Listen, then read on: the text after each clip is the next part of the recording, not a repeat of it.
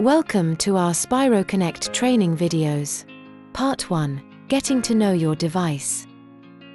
In this video we will introduce you to the SpiroConnect and run through the initial setup for you.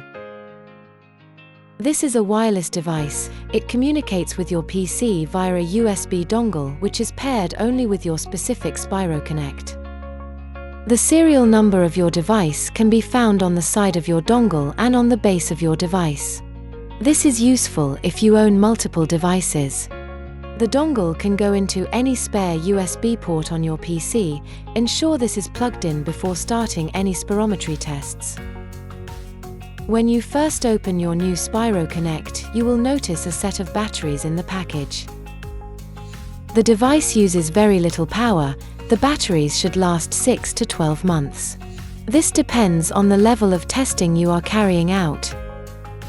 The battery level can be seen in the software. When this is at 20%, we recommend replacing them.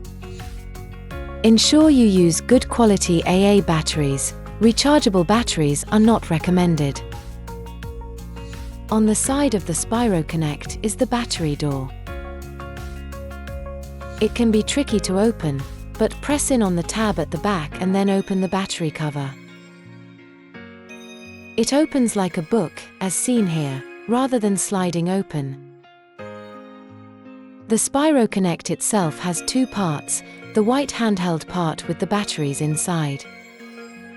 This part should never get liquid in it. We will cover this in more detail in the cleaning video. The second part is the turbine. You can see this transparent part here, with the green plastic dome on top. To remove the turbine, twist the dome 90 degrees as shown here. The turbine will then lift out.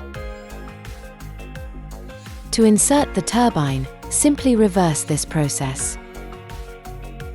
We recommend having the device serviced every year to ensure your spirometry is problem-free. The device will have a sticker on it with the last calibration date from NewMed. When you send your device to us for calibration, please include the turbine and USB dongle. Without these, our engineers can't communicate with the device and complete the service. Please be aware if the dongle is lost or broken, replacements are available. There is a cost for these and the device needs to be sent to NewMed to be paired with the new dongle. Now you are familiar with the device, please watch our other videos.